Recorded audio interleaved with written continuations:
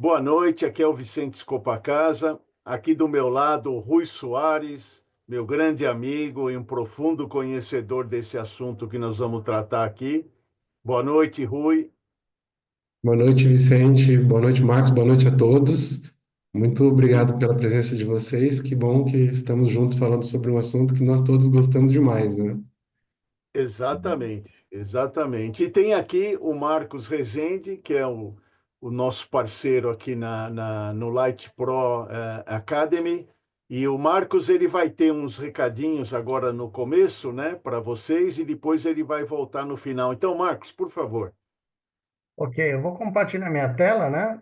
Como a maioria já deve saber, a Light Pro é um desdobramento, é uma entidade que está entrando agora, abraçando o curso de iluminação LED, né?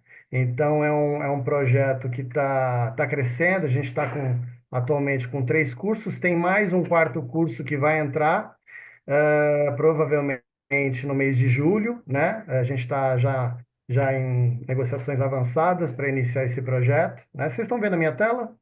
Sim. Sim. Ótimo, então vamos lá. Então, antes da gente começar, eu queria fazer uma breve explanação aqui sobre o curso de iluminação integrativa, né, que ele faz parte da Light Pro Academy, né? Então, é um projeto, um curso com o Rui Soares, Vicente Copacasa. Nós já temos as datas essa primeira turma começa no dia 10 de junho, né? E são aulas online feitas por Zoom, são ao vivo por Zoom, né? Então, são 20 horas divididas em 10 aulas. Elas são gravadas e ficam disponíveis na nossa plataforma por 15 dias para todos os alunos, né? A gente tem toda uma temática relativa à questão da iluminação integrativa. Depois vocês podem acessar o site, conferir todos os conteúdos, estão bem detalhados lá no site que vocês vão poder acompanhar, né, durante essas 10 aulas, né? E a gente quer aproveitar e passar para vocês, oferecer para quem está nessa live, nesse momento com a gente, 5 cupons de desconto de 20%. Então, com esse código MT2005, 20 do 5, vocês podem utilizar esse cupom, acessar o site da Light Pro Academy e fazer a sua inscrição com 20% de desconto. Para os 5 primeiros que entrarem no site, utilizarem o cupom, vão conseguir converter esse cupom de 20%, ok? Para mais informações, vocês podem entrar no lightpro.academy, esse é o endereço do site, e a gente conta com o apoio da Asbuy e da Bilux como parceiro nesse projeto. Inclusive, os associados à Asbuy e os associados da Bilux também têm cupons de desconto. Então, vocês podem entrar, quem for associado à Asbuy, quem for associado à Bilux, podem entrar em contato com as entidades e solicitar o cupom de desconto, e aí vocês podem também fazer a inscrição com 20% de desconto lá no site, ok? É isso. Eu passo a palavra de volta aqui para o. Deixa eu voltar aqui, interromper a transmissão. Eu vou passar de volta a palavra para o Vicente. Só para avisar que no final vai ter um sorteio de uma vaga totalmente grátis, tá? E só vai ganhar a vaga quem tiver até o final. No final nós vamos fazer o sorteio. Se a pessoa tiver tanto no YouTube como aqui no Zoom, aí ela vai, né, vai ganhar a vaga. Se não tiver, a gente sorteia de novo, ok? Então vamos lá, que nós já perdemos bastante tempo com isso. Então, eu vou aqui compartilhar a minha tela e eu vou começar com a minha apresentação e depois o Rui vai.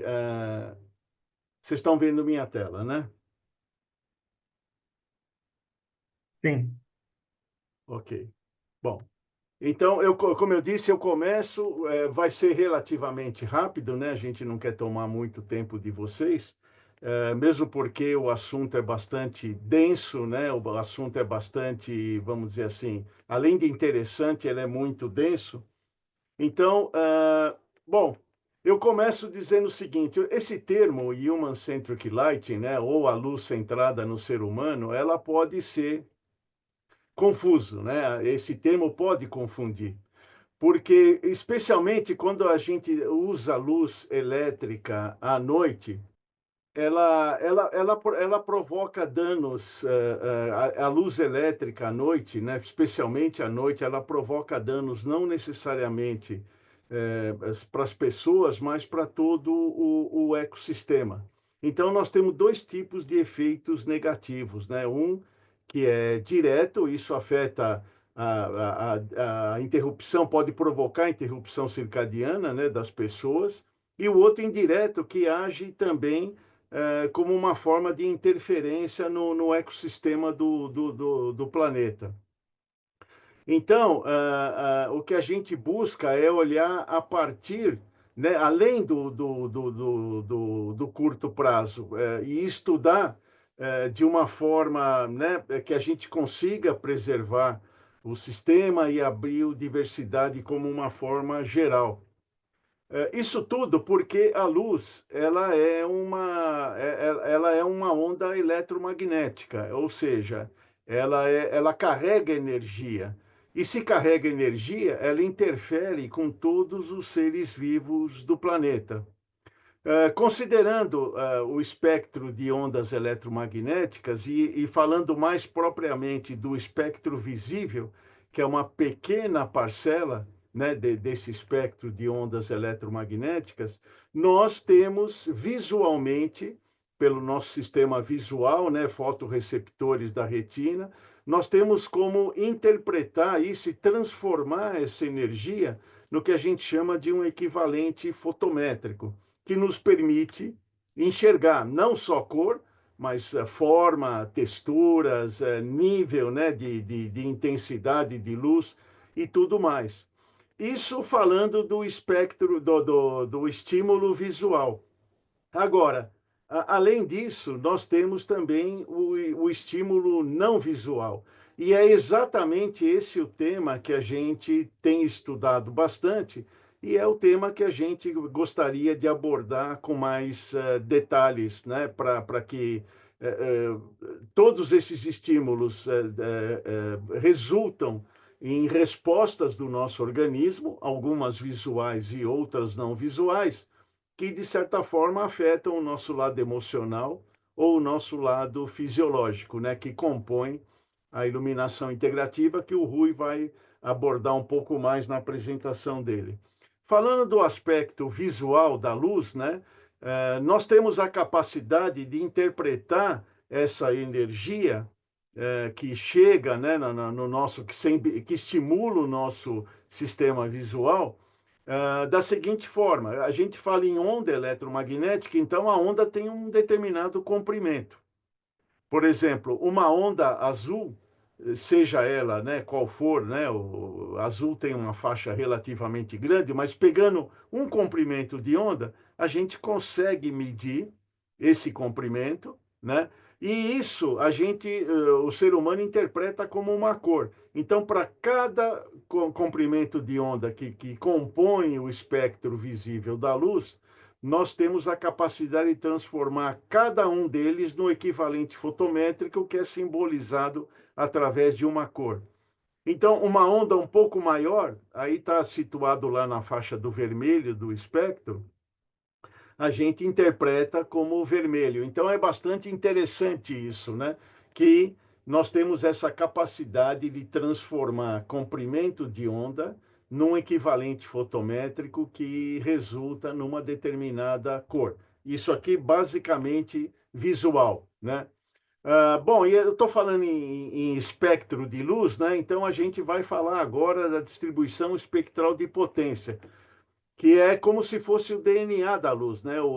A distribuição espectral de potência, que é como a luz ela se compõe em termos de cores aqui no eixo horizontal, e para cada comprimento de onda, quanto que eles carregam de energia. Aqui nós falamos em miliwatts por centímetro quadrado. Então, é bastante importante conhecer o espectro, porque isso é fundamental para nós trabalharmos no projeto de iluminação integrativa, ou seja, ter o espectro de luz na hora certa que o ser humano necessita. Porque Normalmente as pessoas se referem a comprimento de onda e desculpa, a temperatura de cor, e temperatura de cor é só uma referência, porque dependendo da composição espectral de potência, você pode ter a mesma percepção visual da luz branca, porém o espectro, né, que compõe essa distribuição, ele pode ser totalmente diferente. Um exemplo, uma lâmpada incandescente, ela de 2.700 Kelvin, você pode ter um LED equivalente de 2.700 Kelvin também, ou seja, ambos com a mesma aparência de cor, porém com distribuição espectral totalmente diferente. E isso tem um impacto muito grande no que a gente se refere como não visual, é um estímulo não visual. Então, e sabemos que a luz branca, como ela não existe fisicamente, né, porque não existe fóton branco, que é partícula de energia que nós percebemos como luz, né? Mas é importante conhecer porque a luz branca ela é uma composição de todas as cores, né? Então, fisicamente ela não existe, porém é importante a gente interpretar o espectro da luz branca para cada comprimento de onda, quanto nós temos de energia em cada um deles, né? Aqui alguns exemplos de espectro, distribuição espectral de LEDs, né? Por exemplo, 2.700 Kelvin tem uma composição espectral dessa forma, um pouco menos de azul. Conforme você aumenta a temperatura de cor, que é uma resultante do espectro, na verdade. Então, por exemplo, a 5.000 Kelvin, nós temos uma grande quantidade de energia concentrada nas cores frias, né? Principalmente no azul e no ciano, né? No verde azulado e também aqui no verde, e pouca concentração no vermelho. Então, dependendo da distribuição de energia nos comprimentos de onda, isso resulta numa aparência de cor branca, que a gente normalmente define como temperatura de cor, né, em graus Kelvin, mas não necessariamente o espectro pode ser o mesmo. Então, isso é muito importante quando a gente considera um efeito não visual da luz. Então, falando da física, né, da luz, isso é o que a gente vê saindo da luminária, um feixe de luz branca, né? Mas, na verdade, o que está acontecendo é exatamente isso, ou seja, a fonte de luz, aqui no caso uma fonte de luz elétrica, ela gera um espectro de cores e essa distribuição vai depender muito da característica deste espectro, tá? Porque, como eu disse, é como se fosse o DNA da luz. Quanto falando de um projeto agora, né, já o que a gente leva em consideração no caso de um projeto de luz integrativa, são basicamente 4 fatores. O fator temporal, a distribuição, aí está relacionada ao espectro, a distribuição, desculpa, o espectro, né? A distribuição é como a luz fotometricamente é jogada no ambiente, né?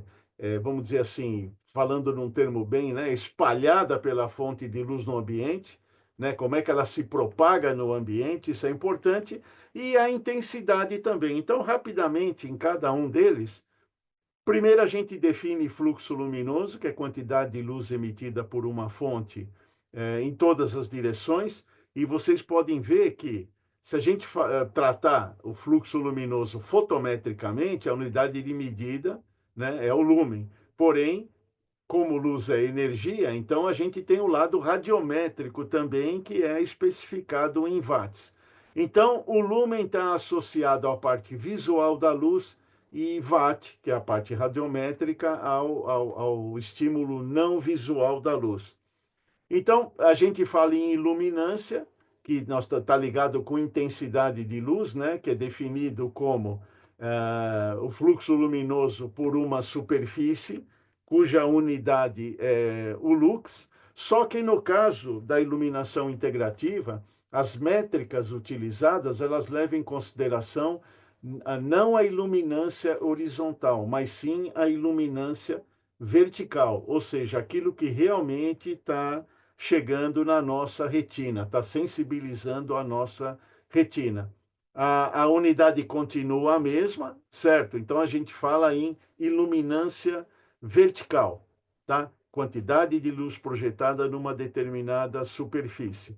Se nós tratamos da irradiância, aí sim, né, no caso de nós estamos falando também numa superfície, né, da luz emitida, mas aqui é radiação eletromagnética projetada numa determinada superfície, que também tem que ser levada em consideração.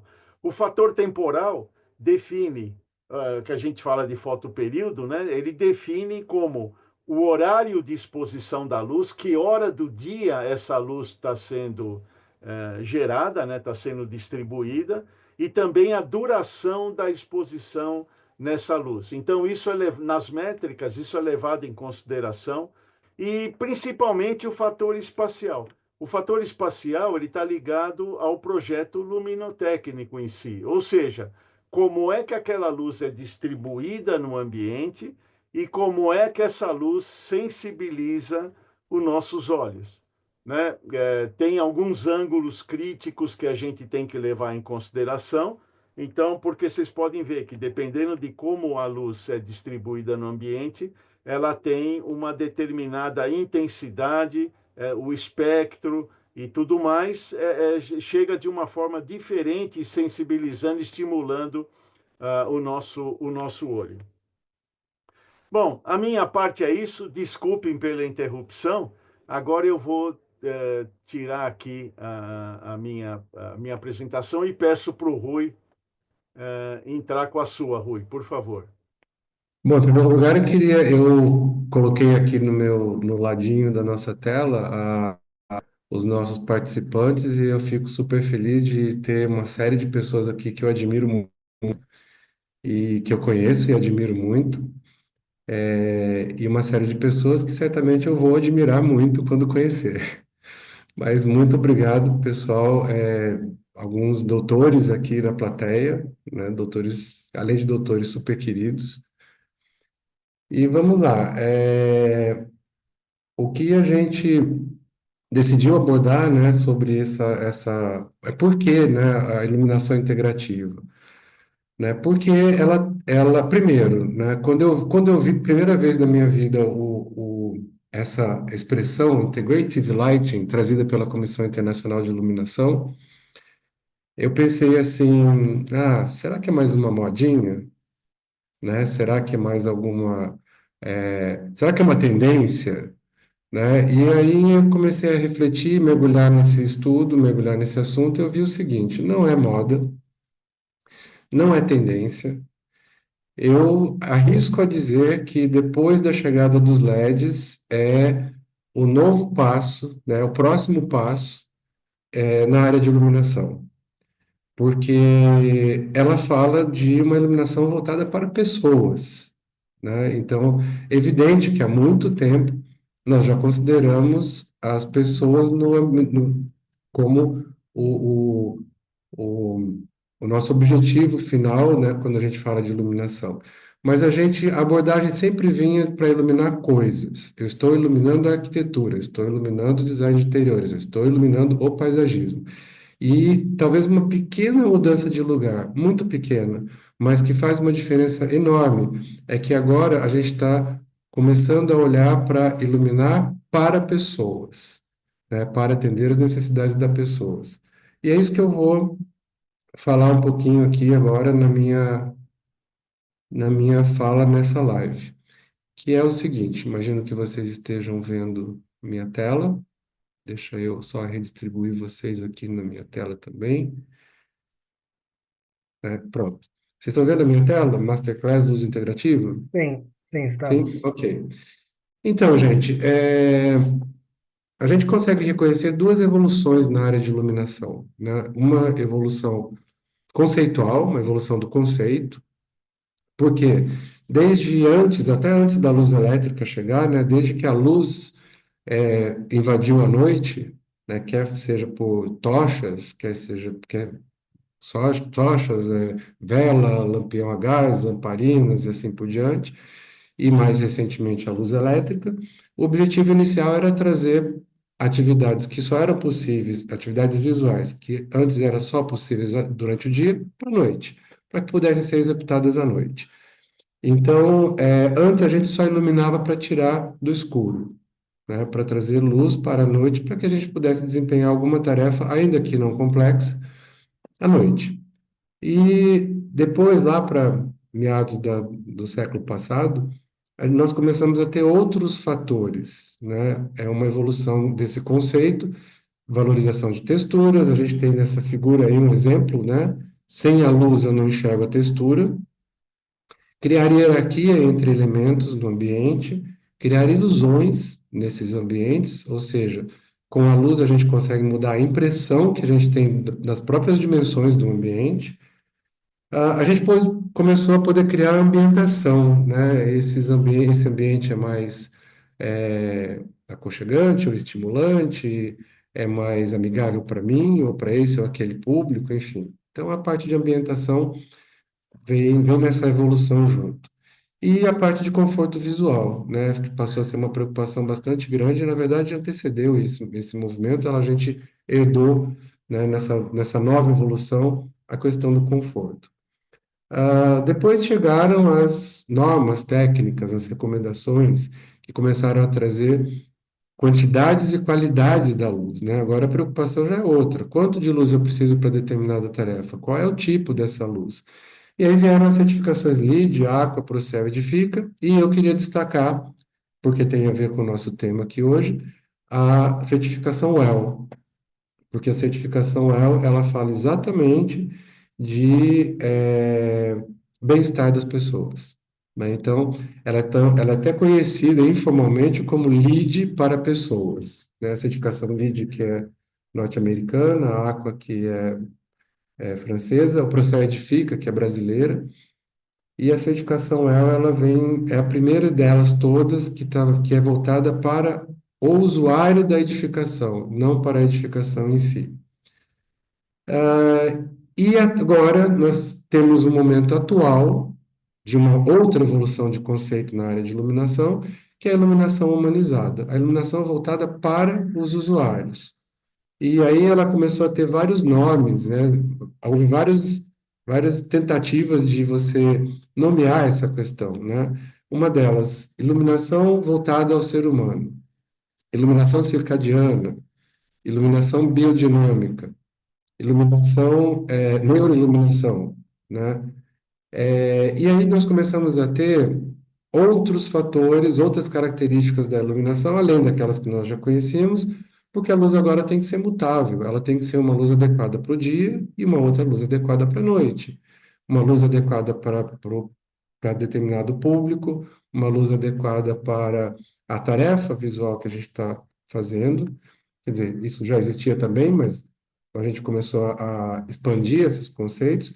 Criação de cenas, né? Hoje em dia, nesse novo momento, a gente precisa de controle da luz, ainda que controles muito simples, mas é necessário que haja controles.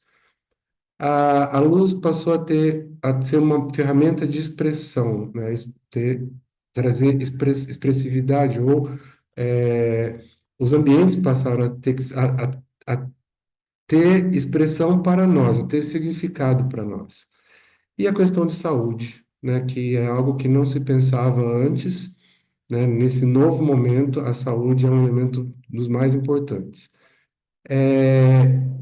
E nesses termos todos que a gente está trazendo, né, da iluminação humanizada, a gente destaca o novo verbete, né, do dicionário que a Comissão Internacional trouxe de termos técnicos, e que é a iluminação integrativa, né? É um verbete novo, não havia isso foi publicado em 2018.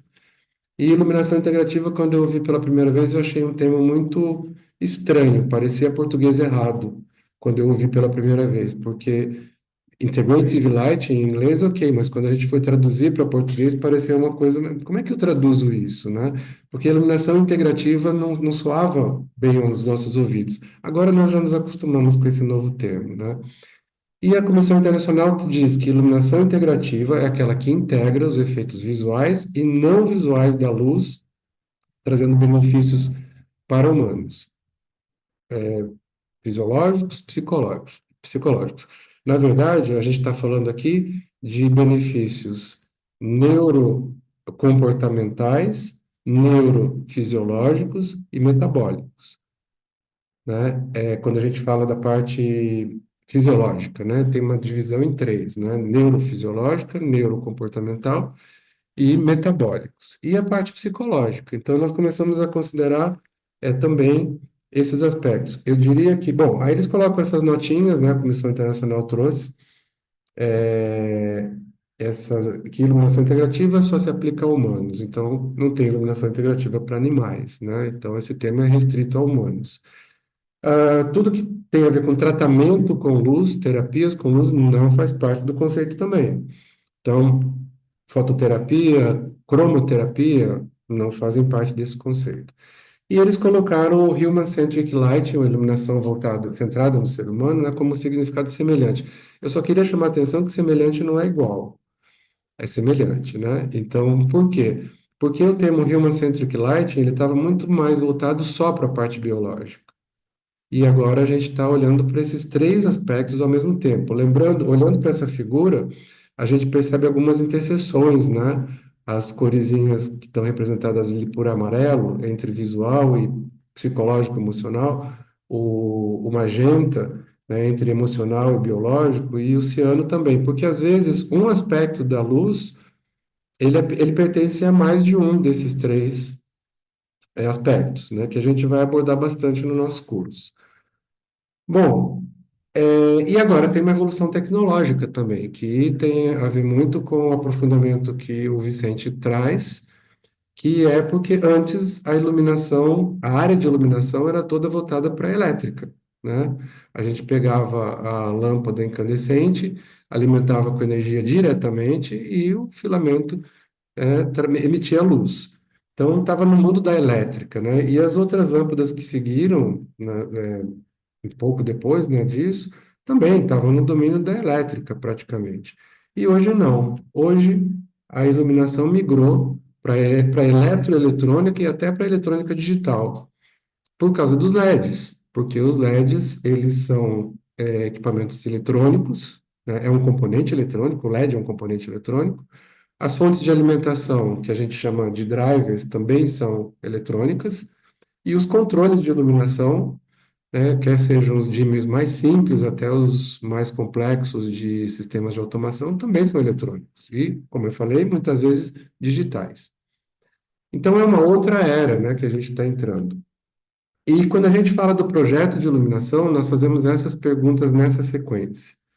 Então, primeiro, quem são as pessoas? Depois que eu defini as necessidades de luz das pessoas, a gente vem para a segunda pergunta: o que nós iluminamos e o que não iluminamos? Depois, a terceira pergunta que a gente procura responder num projeto: qual é a técnica, ou quais são as técnicas para iluminação? Né? Essa é uma luz que vem do teto para o ambiente, de cima para baixo, de baixo para cima, vem de maneira focada, difusa, direta, indireta, é um uplight, né, do piso para o teto, enfim. A luz vem das paredes, vem de onde, né? Então é a parte técnica, como iluminar. E por fim, quais são as luminárias, né? E é muito interessante, eu gosto muito de bater nessa sequência, porque existe a gente fica muito tentado, um vício que a gente muitas vezes traz e se pega fazendo até, quem tem mais prática, é que a gente às vezes começa pela última pergunta, né? A gente começa às vezes a abordar um projeto pensando, vou colocar uma luminária assim, outra assim, e não. A luminária é no final de tudo, quando a gente entende qual a luz que nós precisamos ter, né, para os nossos clientes.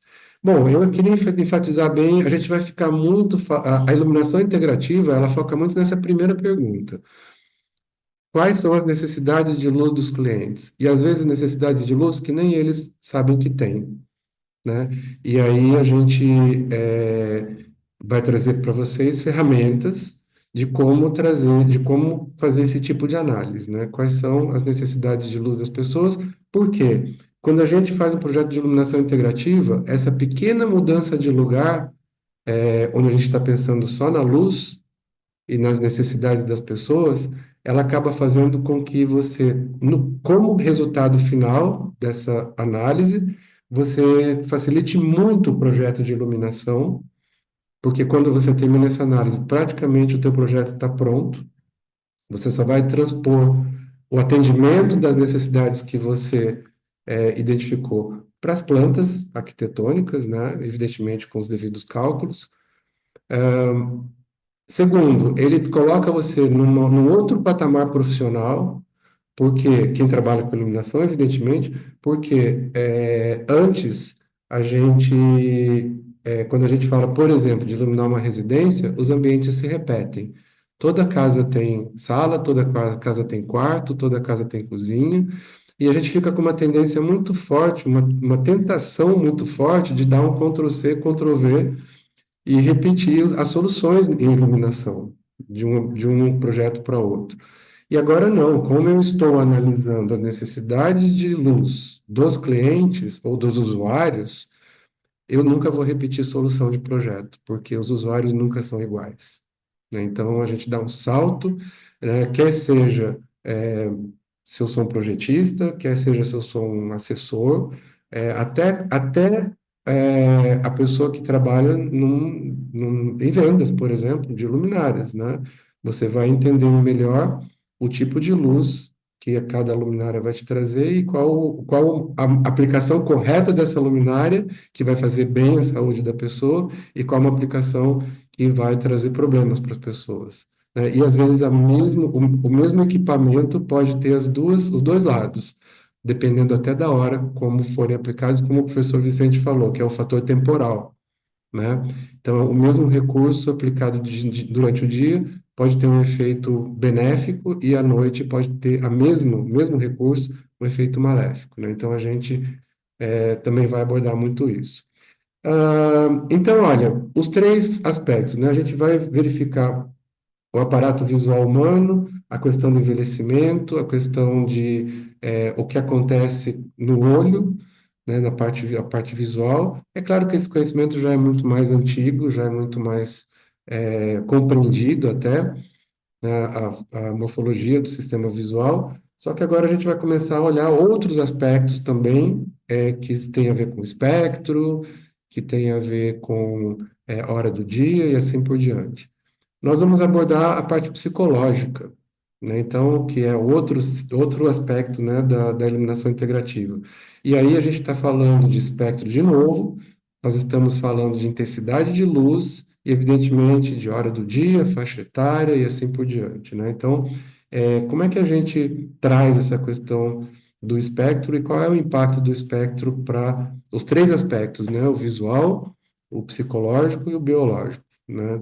Essa figurinha aí, ela traz para a gente muita coisa em relação a esses três itens da iluminação integrativa. O sistema visual, né? A gente sabe que nós enxergamos lá no córtex, aqui atrás do cérebro, né? Então, o sistema visual com seus cones, bastonetes e tudo mais. Então, olha só que curioso, né? Quando a gente fala de lux, a gente está falando de lux fotópico, né? Que é a iluminância fotópica, porque é essa iluminância que faz com que a gente enxergue, né? Essa iluminância incidindo nos objetos e o reflexo, evidentemente, para os nossos olhos.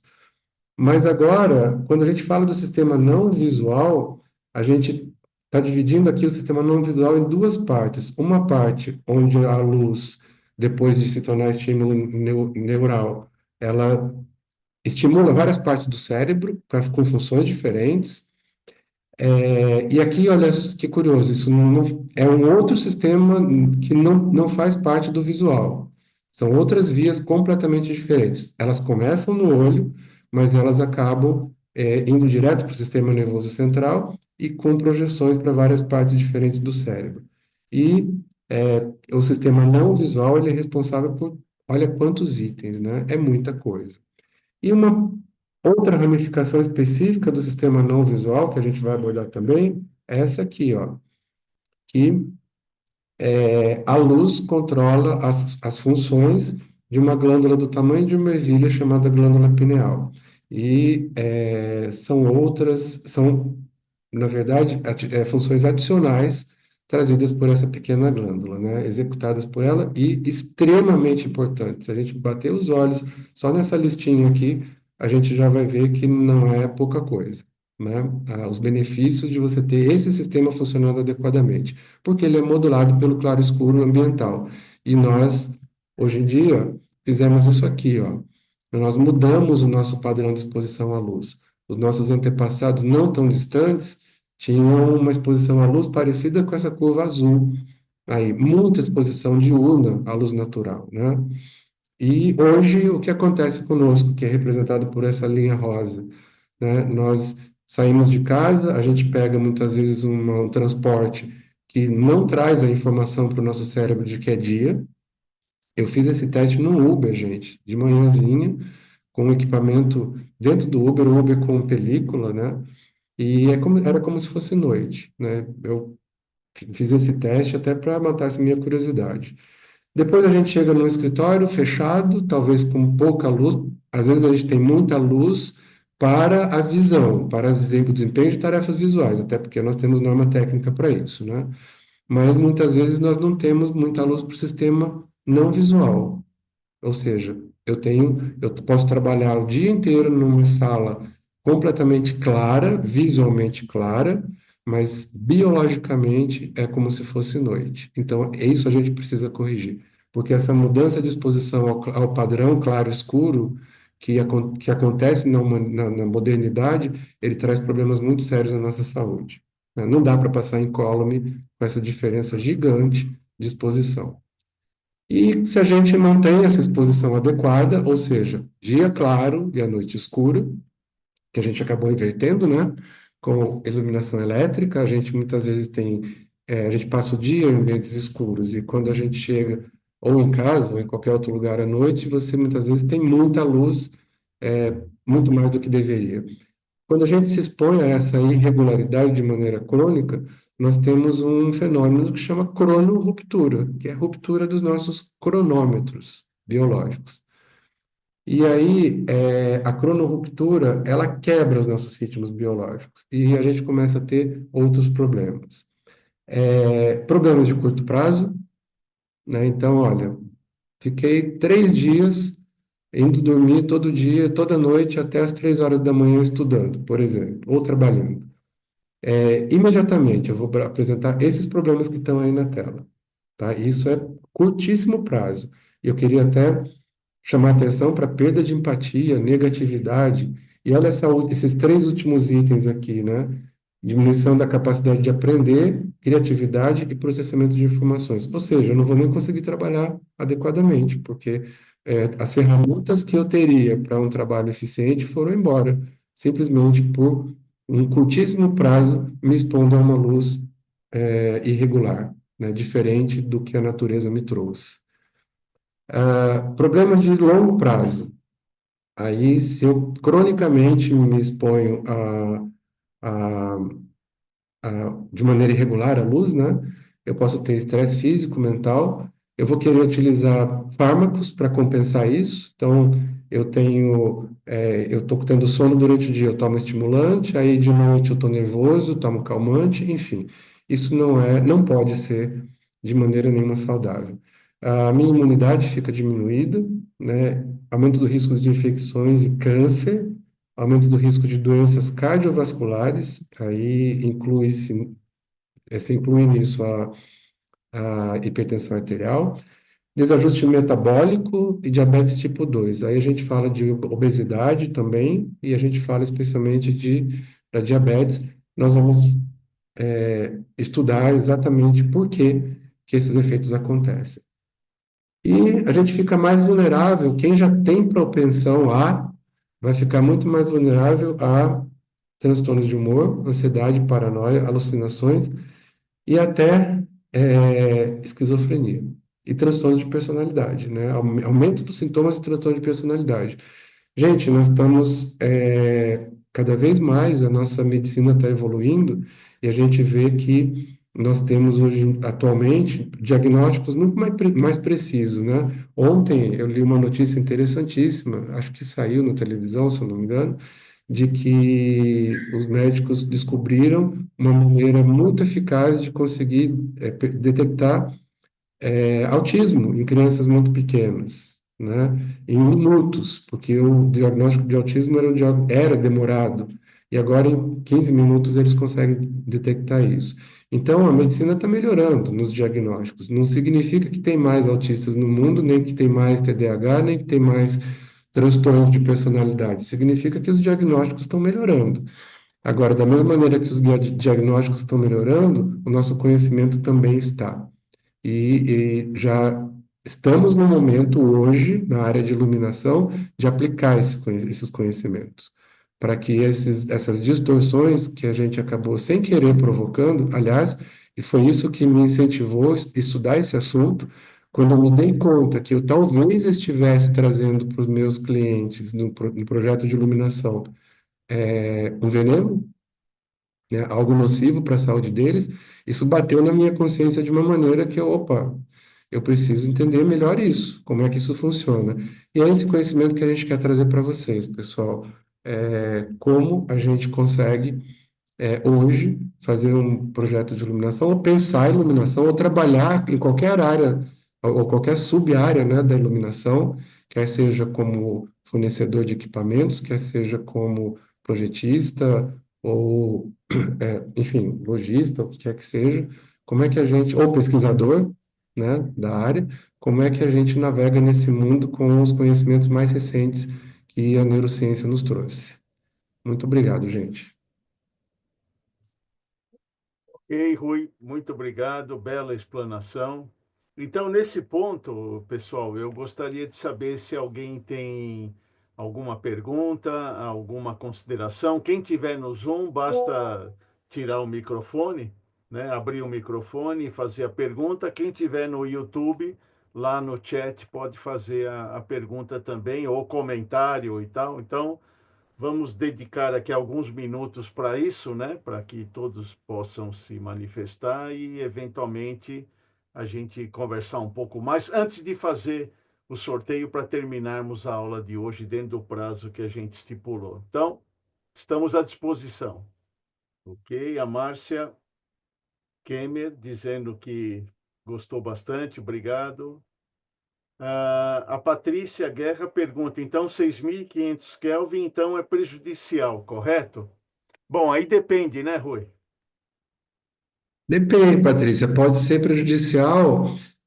A gente entende, em princípio, que 6.500 Kelvin é uma luz branco-fria, né, e rica em azul, rica no componente azul, uma luz branca rica em azul. E isso à noite, Márcia, você está corretíssima, tá? À noite é prejudicial, sim. A depender também de como essa luz incide no nosso olho e quanto de energia essa luz traz, qual é a intensidade dessa luz, enfim, tem uma série de outras variáveis adicionais. Mas, em princípio, se a gente puder falar em linhas gerais, 6.500 Kelvin incidindo no nosso olho, ele pode trazer problemas sérios à nossa saúde à noite. Durante o dia é exatamente o oposto. Durante o dia é necessário que a gente tenha bastante azul na luz, né, no espectro que nos ilumina, que é o que acontece com a luz natural. A luz natural durante o dia, ela tem um forte componente azul, que inclusive traz para o nosso cérebro comunicação de dia, né? Então, toda a nossa fisiologia diurna depende dessa informação que precisa acontecer durante o dia, né? Então, tá aí. A tua pergunta é prejudicial? À noite, sim, de dia, não. Inclusive, eu gostaria de complementar que eu já fiz algumas medições do espectro da luz solar, né? E normalmente as medições que eu fiz ao redor do meio-dia, a temperatura de cor chegou a 7.000 Kelvin, né? Num projeto de iluminação, às vezes 7.000 Kelvin de luz elétrica talvez não seja tão agradável, né? O LED tem essa vantagem, porque tem aquele dogma, né, que normalmente para você ter alerta, estado de alerta e tudo mais, você precisa de luz muito fria. No LED não necessariamente, porque como o LED, a luz branca é gerada a partir do azul, por exemplo, 4.000 Kelvin de temperatura de cor já tem uma quantidade de azul no espectro muito alta, né? Então, eu diria que, de forma geral, 6.500 Kelvin hoje, principalmente para LEDs, é uma temperatura de cor que eu não recomendaria, mesmo durante o dia. Né? O Sol, ele chega nessa temperatura de cor alta, mas ele tem uma distribuição espectral diferente de um LED de 6.500 Kelvin, né? Então, de novo, uma coisa é a aparência da cor, né? E outra coisa é a distribuição espectral de potência. Isso é muito importante. A Patrícia está perguntando, tá, continuou uma extensão da dúvida dela, né? Mas muitas horas embaixo dessa luz, né, com temperatura de cor alta é prejudicial? Patrícia, se a gente passa um dia todo exposto à luz natural, isso não é prejudicial para nós. Evidentemente que tem outras questões, né? A luz natural direta, ela tem, quer dizer, até indireta tem também, mas enfim, a luz natural tem muito infravermelho, tem muito ultravioleta. Mas a gente desempenha nossas tarefas diurnas, né, com luz natural, e isso é perfeitamente tranquilo. A questão é que durante o dia nós estamos preparados para essa luz rica em azul. À noite, não, né? Então, o problema é à noite. Então, muitas horas embaixo dessa luz não é prejudicial, desde que aconteça durante o dia, tá? Nós temos proteções do olho, dentro do nosso olho, nós temos proteção em relação a essa, a esse comprimento de onda com mais energia que acontece com o azul. A questão é que à noite nós não temos. Então, porque o nosso organismo foi feito para não ter luz nenhuma à noite, né? O que nós fazemos com a luz elétrica é algo que não é natural. Então, só que nós passamos muito tempo. Deixa eu fazer uma observação. Quando a luz lá elétrica de Thomas Edison começou a ser comercializada, e começou a invadir, né, os ambientes internos, tinha uma plaquinha na porta dos lugares, tinha assim: esta sala está equipada com luz elétrica Edison. Não tente acender com o fósforo.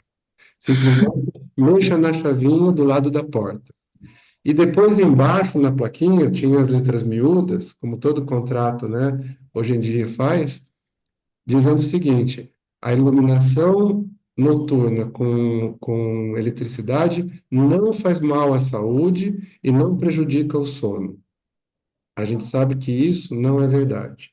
Na época de Thomas Edison, esse conhecimento não existia. Hoje existe. A presença de luz elétrica para iluminação à noite faz mal à saúde, sim, e, em linhas gerais, evidentemente, ela só não vai fazer mal se a gente souber como aplicá-la.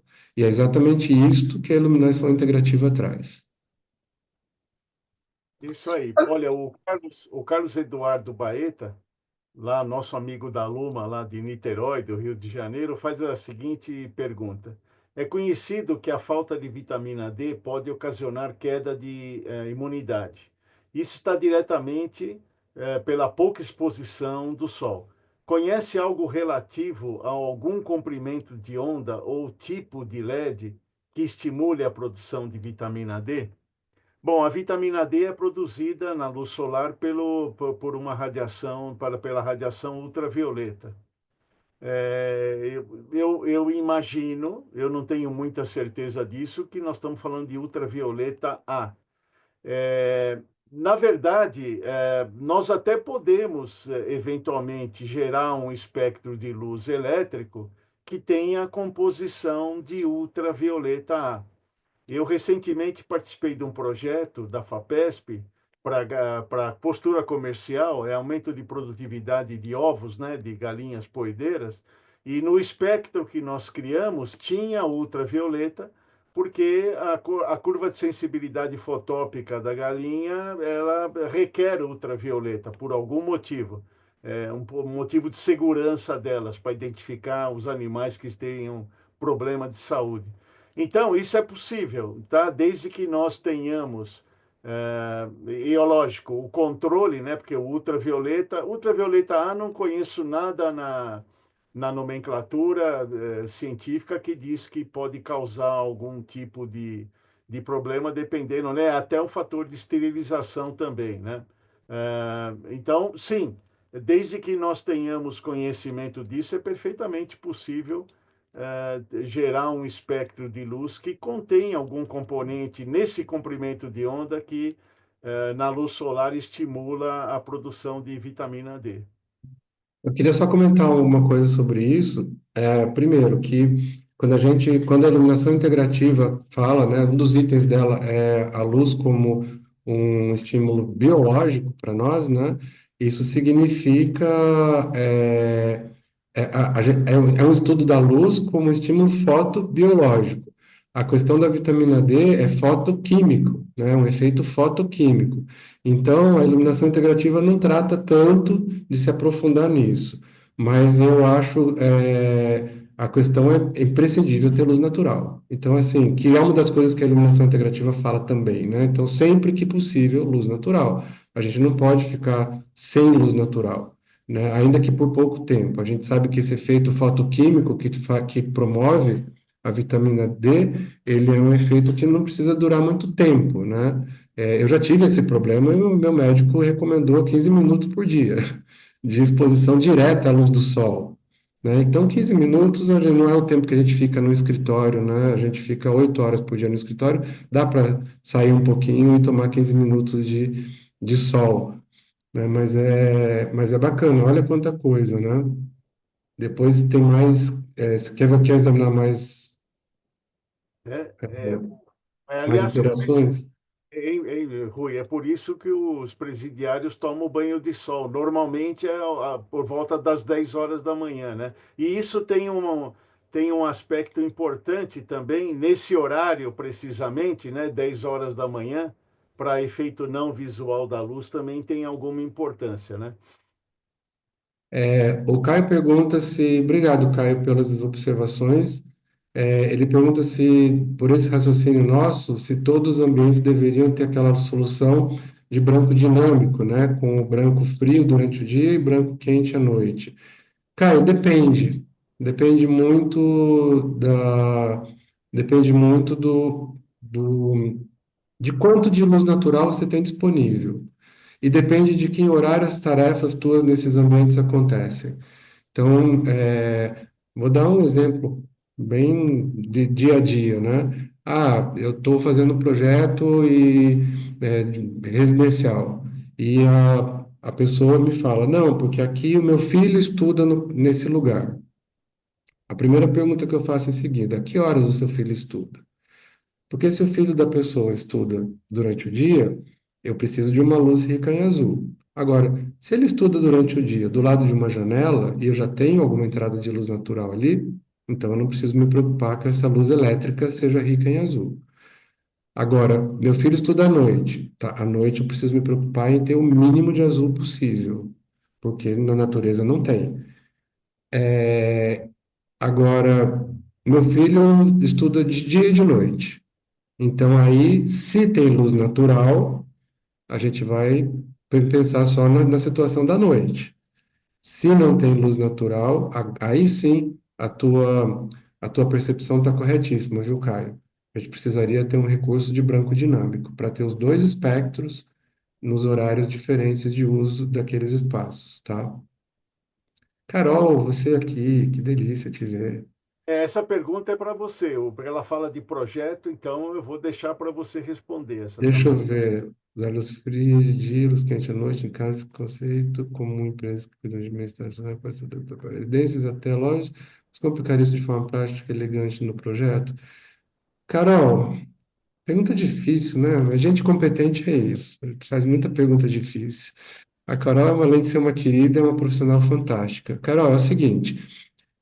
A gente precisa examinar todos os aspectos, né? Você está falando mais de corporativo, você está falando, ou de geral, qualquer tipologia de projeto. Geral? Então vamos lá. Primeira coisa, a gente não pode esquecer da ambiência. né? E para ambiência, eu tenho quesitos diferentes de ambiência para poder determinar o que eu desejo que esse espaço provoque nas pessoas, né? Então, a ambiência ele vai me trazer alguns parâmetros de qualidade de luz, especialmente, né? E a partir daí, dependendo da tipologia de projeto, a gente vai ter que aplicar. Porque olha só, a gente está falando tanto de azul de dia e não azul de noite, mas será que a luz que eu escolhi com pouco azul à noite, dependendo de como eu aplique, não vai ser ruim também? Do ponto de vista até biológico. Então, aí é que tá, a gente precisa dominar todas as variáveis para poder manipulá-las de maneira saudável, né? Então, olha, luz fria, luz quente à noite em casa. Eu diria que a residência, em princípio, é um lugar para descanso, né? Então, a residência, uma luz rica em azul, se a gente olhar para fora eu não tenho luz nenhuma. Em que momento que eu, olhando a natureza, eu reconheço uma luz rica em azul? Durante o dia. Então, durante o dia, perfeito, você pode ter esse recurso. Mas será que eu já não tenho luz natural entrando nesses espaços? Né? Então, aí, para que que eu vou pensar em colocar uma luz elétrica rica em azul se já tem uma janela incrível me trazendo essa informação para o meu cérebro, né? E não só a informação, a sensação também, né? Então, eu diria que se eu tenho luz natural, eu não preciso me preocupar em ter uma luz elétrica rica em azul. Agora, se você está falando de uma loja ou de um estabelecimento comercial em que a intenção que você tenha é, é fazer com que as pessoas entrem rápido, utilizem ou comprem o produto e saem rápido, vão embora rápido, ou seja, se você precisa de giro no espaço comercial, aí você precisa de uma luz muito rica em azul, né? Especialmente durante o dia. À noite eu pensaria um pouquinho melhor para ter certeza de que eu tenha esse efeito sem ter os problemas que a luz rica em azul à noite traz. Tá? A gente vai ver isso também no curso, porque existe a possibilidade de você ter uma luz rica em azul à noite e essa luz ser inofensiva para as pessoas. A resposta está no projeto. Ok, Rui, eu vou responder essa aqui do Alessandro, acho que é Azus, né? Alessandro Azul, que coisa boa ter você por aqui. Aliás, Desculpa. é uma das pessoas que eu falei que eu conheço e admiro muito. Ah, é? Então, ele fala o seguinte: então é possível dizer que com esse conhecimento é possível ajudar as pessoas que já possuem algum tipo de problema. Em qualquer ambiente, casa ou ambiente controlado, clínicas, hospitais, etc. Na verdade, sim, Alessandro. E uma outra coisa que eu gostaria de acrescentar aqui, que nós não falamos e que nós vamos abordar também, são outros aspectos, como o flicker, que é cintilação de luz, para pessoas com grau de com autismo, né? É super importante, não só para elas, né? Para elas é mais importante, para qualquer pessoa é importante também. Então, hoje a gente tem muito controle disso. Ofuscamento também é outro aspecto importante, porque a gente está falando muito do lado fisiológico, mas tem o lado emocional também, né? Reprodução de cor, valorização de cor vermelha, da cor vermelha na reprodução de cor. Isso tem um impacto muito grande no nosso lado emocional também. Então, sim, a gente com o conhecimento que tem hoje, respondendo sua pergunta, em qualquer tipo de ambiente, a gente tem condições de elaborar um projeto, como o Rui falou. Depende muito do projeto, da condição, do ambiente, da ocupação, né? Se são idosos, não idosos, quer dizer, tudo isso, de certa forma, já tá meio que controlado. Tá? A gente tem condição de trabalhar no projeto, gerando o espectro correto, na hora correta, e também esses outros fatores. O flicker é um fator muito importante que o LED trouxe. O flicker já tinha sido resolvido nas lâmpadas fluorescentes, quando usavam reator eletromagnético. Com reator eletrônico, isso foi resolvido por causa de questões de chaveamento em alta frequência. Agora o LED não. o LED trouxe o flicker, ele é muito sensível à variação de corrente, então esse é um assunto que a gente tem conversado muito, tem estudado muito, pesquisado e alertado, né, para que eventualmente tenhamos até algum tipo de controle, quer seja por norma ou algum procedimento, tá? Eu queria completar essa questão que o Alessandro trouxe, que é o seguinte: quando a gente fala de ser humano, a gente fala de probabilidades de acontecer este ou aquele problema. É que nem a queda de um avião, né? Um avião não cai por uma razão só. Em geral, é um conjunto de motivos que provocam esse colapso, né? Então, quando a gente fala de ser humano, professor Alessandro, que, aliás, eu gostaria muito de ser seu aluno também, né? Iluminação cênica é um mundo incrível e que ele domina super bem. Mas quando a gente fala de ser humano, a gente está falando de que a luz pode ser mais um fator para trazer algum malefício para as pessoas. Então, ela pode não ser o único. Um dado que é muito interessante, por exemplo, o horário de verão. Quando o horário de verão chega, né, que as pessoas veem o horário de verão como uma preferência, né, como como é que é, opinião. O horário de verão não pode ser opinião, porque o horário de verão faz mal à saúde das pessoas. Então ele não é eu gosto, eu não gosto, e acabou, né? Não pode ser tratado dessa maneira. Porque um dado muito alarmante é que no dia que o horário de verão chega, e nos próximos dias seguintes, a gente tem um aumento significativo de mortes por infarto agudo do miocárdio. E depois, quando o horário de verão retoma, quando o horário normal retoma, né, a gente tem outro pico de mortes por infarto agudo do miocárdio. Conforme eu falei agora há pouco, são pessoas que já estão propensas a ter infarto, e essa quebra que o horário de verão traz, enganando o nosso cérebro, era o que faltava para ter infarto agudo. Então, gente, o que a gente está querendo fazer é com que a luz, né, com a iluminação integrativa, é com que a luz não seja mais um problema que vai causar é, distúrbios nas pessoas, né? Então, uma das coisas, por exemplo, que a gente falou ah, hipertensão, não, como é isso? Diabetes, né? Tem todo um mecanismo fisiológico para que a diabetes se instale. A exposição irregular à luz é um dos fatores, pode não ser o único, mas se a gente puder eliminar esse fator de risco, melhor, né, gente? Na verdade, isso é como o acidente aéreo, né? Nunca o avião cai por um motivo só, né? É uma sucessão de fatos que faz com que o avião caia, né? Então, é mais ou menos isso, né, Rui? Não é que né, muita gente acha que não, isso vai causar. Não, é um fator a mais, né? E se a gente começar a eliminar alguns fatores, isso aumenta a probabilidade de você não ter nenhum, né? Diminui o risco de acontecer, né? Exatamente. Olha, eu estou vendo aqui que tem alguém que não diz o nome aqui, mas fez uma pergunta a respeito dessa mudança de espectro também, né, com a troca de temperatura de cor. Eu acho que a gente já falou um pouquinho sobre isso, né? Não sei se ficou alguma dúvida. A gente abordou um pouco isso agora há pouco. Depois tem uma outra pergunta falando sobre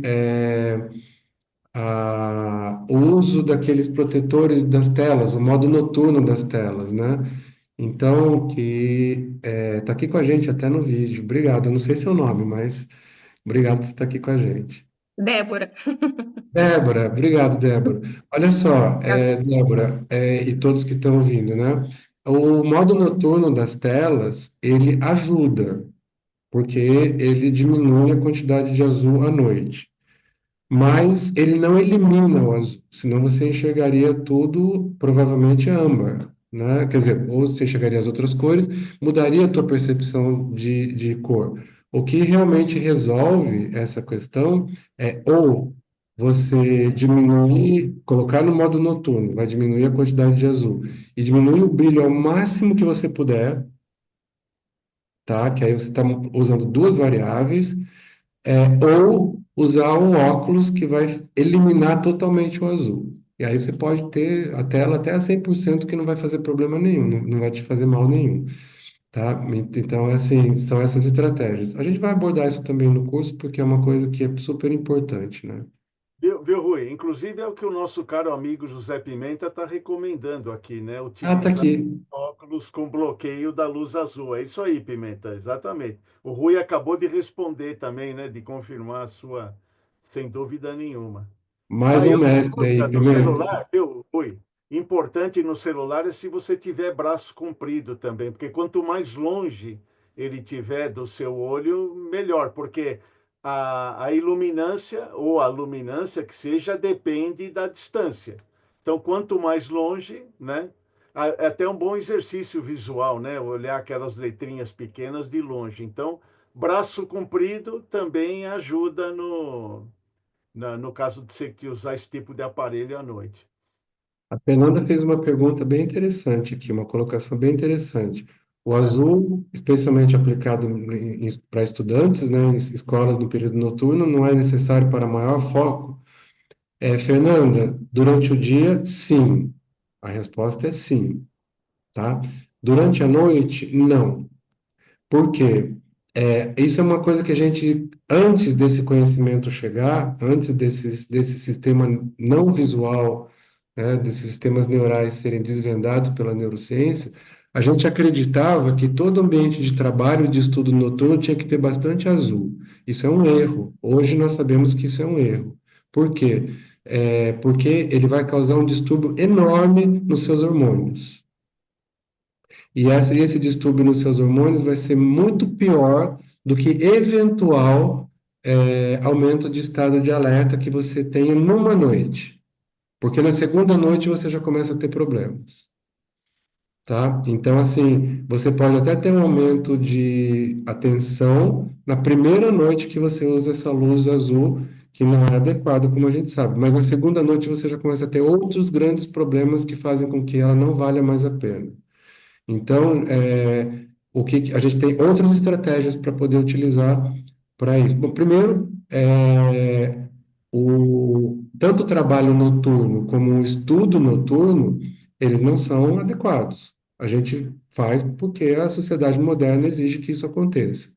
Mas o trabalho noturno, a gente vai ter o 20º Congresso sobre Trabalho Noturno no mundo, e calhou que este ano vai ser aqui no Brasil, no Guarujá.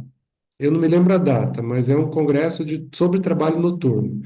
E porque a luz noturna já foi reconhecida por várias equipes envolvidas com isso como cancerígena, né? Então, como você protege o trabalhador noturno? E é isso que esse congresso está há 20 anos debatendo, né? E chegaram a umas conclusões do que o trabalho noturno menos mal, que faz menos mal à saúde, é o trabalho em turnos rotativos, que a pessoa trabalha um dia de manhã, outro dia de tarde, outro dia de madrugada, tarde e noite, depois madrugada, e tendo 2 dias na semana sem trabalho, né? Então, turnos rotativos é o que menos faz mal, mas faz mal. Razão pela qual quem trabalha nesse esquema precisa, por lei, aposentar mais cedo, porque ela vai ter problemas na saúde de qualquer maneira. Ok. Agora, quando você fala de estudo de escola, o momento que a gente tem maior capacidade de aprender é de manhã, por causa do hormônio que se encarrega de aumentar a nossa cognição. Então, quem estuda à noite, em princípio, a não ser que seja um gênio, mas em princípio, quem estuda à noite já tem uma possibilidade menor de aprender mais, né? Claro que a gente está falando de ser humano, que cada um tem as suas particularidades, individualidades, né? E tem pessoas, por exemplo, que vivem aos 100 anos sem ter nenhum problema de saúde, desses que a gente conhece típicos da idade, né? Hipertensão arterial, diabetes, etc., né? Mas porque cada pessoa tem as suas propensões genéticas. Mas pode ser que algumas pessoas tenham um excelente aproveitamento escolar estudando à noite, mas em princípio a diferença de cognição do horário certo de estudo para esse horário que não é tão adequado, ela pode ser até de 40% menos cognição. Significa que, por causa da luz, em vez de você tirar 10 na prova, você pode tirar 6. Então, a diminuição de cognição é grande. Ok. Professor, desculpe interromper, aproveitar o assunto. Então, essa relação da luz com o ser humano é estudada há mais tempo, apesar de ser um termo recente aqui na nossa área, né, de iluminação integrativa. O professor falou 2018, que a Comissão Internacional cunhou o termo. Mas a Não, relação, então, com outras áreas é bem anterior. Natália, isso tudo vem com com o estudo da cronobiologia, que é uma área da biologia que estuda os nossos ritmos biológicos. Isso, primeiro estudo feito na área de cronobiologia foi em 1800 e alguma coisa, tá? Foi um cara chamado Jean-Jacques Artois de Mairan. Eu só lembro direitinho o nome dele. O sobrenome é de Mairan, tá? O Demairan foi a primeira pessoa que descobriu os ritmos biológicos. Depois, Hausberg, na década de 60 do século passado, aprofundou mais os estudos dos ritmos biológicos, tá? E a gente tem vários cronobiologistas ou cronobiólogos, eu não sei qual é a palavra certa, né? Enfim, que se destacam até hoje, mas foi a cronobiologia que trouxe isso. A diferença, o que traz para a gente esse assunto, eu acho que é justamente essa possibilidade que o LED oferece hoje de mudança de espectro. Porque antes você não tinha escolha. Você tinha o espectro fixo das fontes que havia no mercado, né? Que eram possíveis. E outra coisa, a luz da incandescente, ela já é uma luz ou mais saudável ou menos prejudicial à saúde.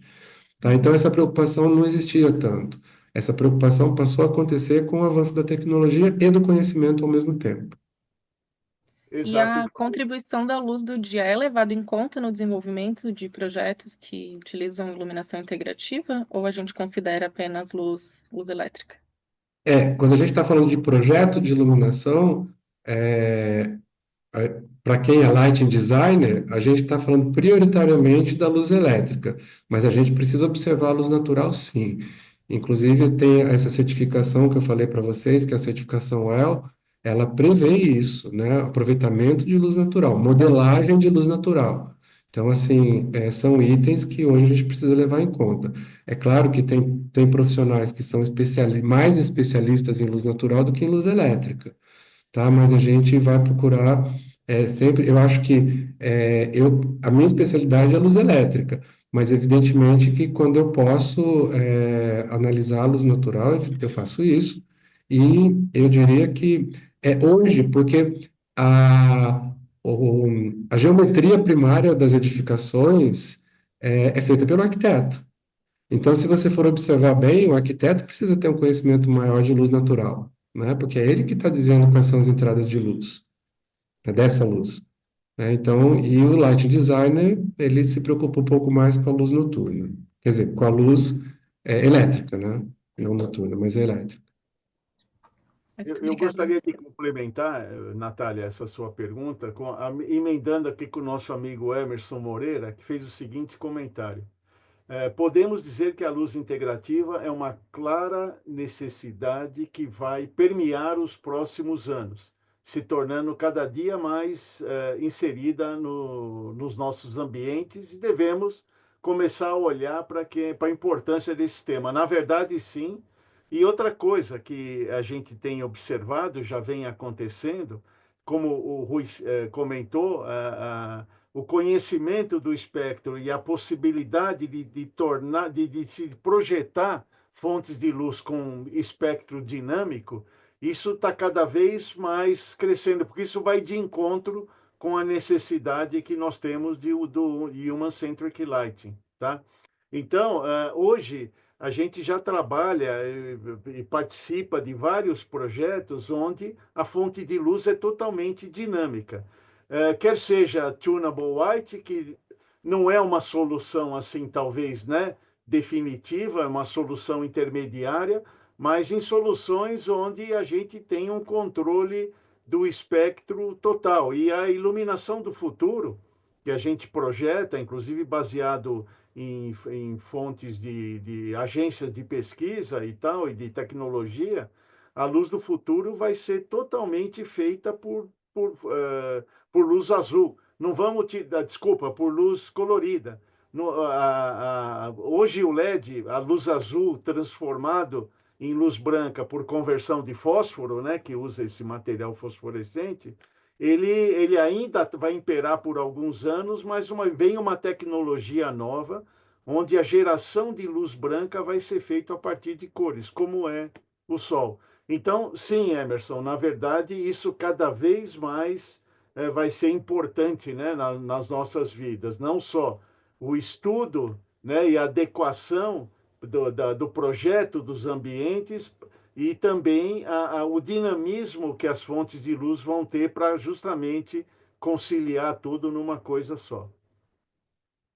Tem mais uma coisa aqui, uma observação da Kleina. Kleina, eu acho que é a Kleina de Divinópolis, que está aqui com a gente. Obrigado. Se for você, Kleina, é uma pessoa que eu conheci há pouco tempo e já, logo de cara, já passei a admirar também.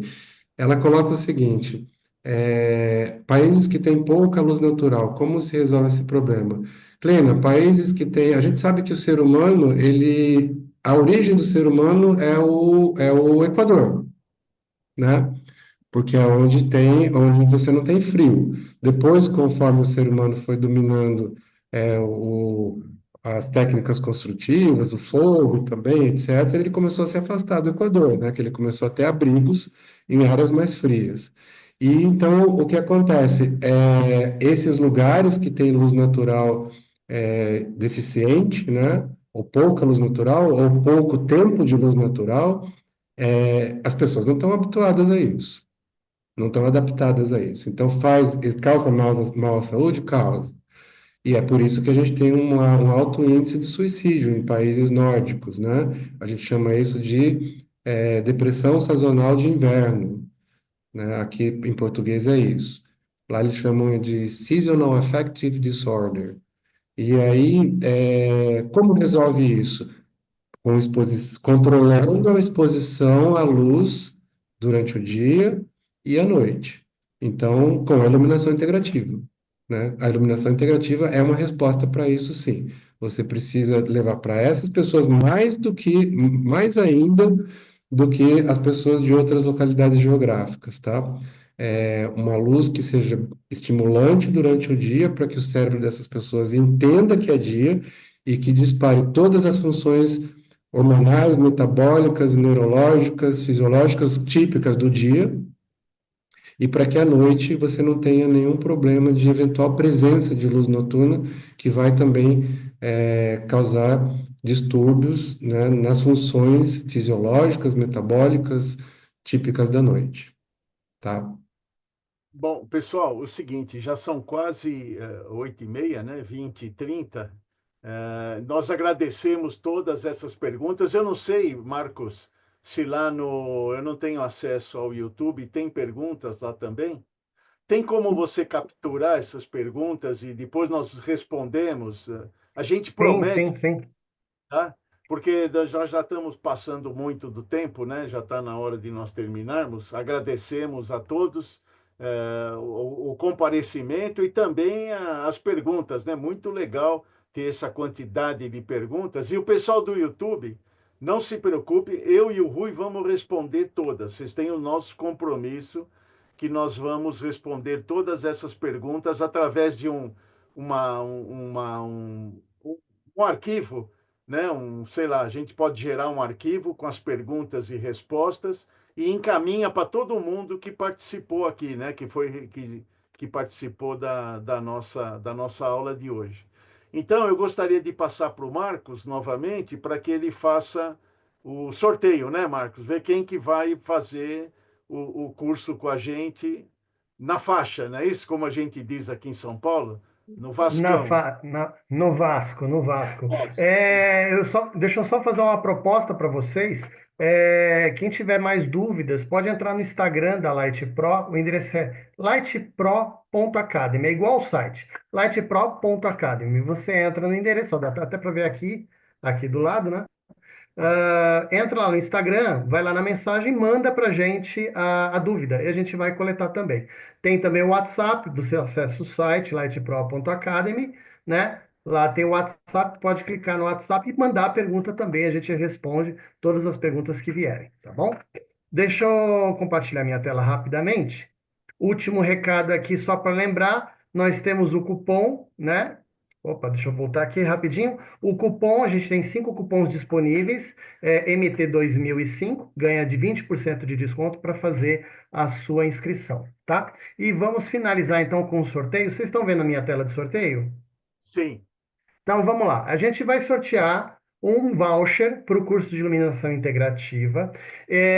Só que esse voucher vai ser concedido apenas para quem estiver na sala nesse momento com a gente, tá? Que nem a gente fez no outra live que a gente fez do curso de iluminação LED, vamos repetir do mesmo jeito. Então, se essa pessoa não estiver conosco, a gente vai sortear novamente, tá? Então, quem for sorteado, abre o microfone, fala eu, e aí a gente já para aqui o sorteio. Então vamos lá. Marcos, e quem está no YouTube? Não, no YouTube a gente caiu no YouTube, infelizmente. Ah, tá. Ó, Caio Leite. Caio Leite está aqui? Não? Caio Leite saiu. Caio Leite saiu. Puxa vida. Então nós vamos sortear. Sortear para quem ficou aqui com a gente até agora. Podemos seguir? Podemos. Vamos lá. Então vamos sortear de novo. Heloísa Helena da Cunha, final 2121. Está aqui com a Ela gente? tá, Heloísa da Cunha. Ela está com o microfone. Eu estou vendo ela aqui. Ela está aqui com a gente? Heloísa, se manifeste. Dou-lhe uma. Ela estava conosco. Vai ver que ela saiu. Será que ela saiu? Saiu, provavelmente. Como é, Se não como é que é? respondeu, é a regra, né? Não Ela respondeu. ela saiu, tá? Eu estou olhando aqui na lista, não, ela não está mais. Então vamos de novo. Vamos de novo. Vamos mais uma vez. Vamos ver. Ah, não, Ana peraí, Bertê. peraí. Espera um pouquinho Eu. só. A Heloísa não saiu, não, gente, ela está aqui. Ah, ela tá aí? Eu aqui, gente. Ah! Ah, a gente chamou você, você não nos respondeu. Não, Eu então não vamos estava fazer o achando, seguinte. eu não estava achando o microfone, Vamos desculpem. fazer o seguinte, então. Nós vamos fazer 2 sorteios, porque a Ana Berté foi sorteada. A Ana está aqui? Sim, tô aqui. Então, Então, nada mais justo do que a Heloísa e a Ana ganharem o a- voucher. o voucher. Nada mais Muito justo. obrigada, muito obrigada. Obrigada. Adorei. Ótimo, então, parabéns. Então, é isso. Terminamos essa masterclass. Querem finalizar, Vicente, Rui? Então, só mais uma vez agradecendo, né, a participação de todos e esperamos vocês aí para a gente nessa jornada aí, que vai ser muito interessante. Eu também quero agradecer, primeiro, a qualidade desse público, né? Que bacana, as perguntas muito legais. E são oportunidades para a gente até discutir, né? E eu quero dizer que quanto mais perguntas, mais a gente aprende também, porque cada um tem a sua experiência diferente um do outro, e a soma dessas experiências é o que faz, né, o nosso conhecimento evoluir. E eu vou roubar uma expressão aqui de um dos nossos, um dos componentes aqui da nossa plateia, que é o professor Alessandro Azuz, que ele fala o seguinte: vamos iluminar o mundo, não é isso, professor Alessandro? Vamos iluminar o mundo. Bacana. Muito bom. Então, boa noite a todos. Obrigado.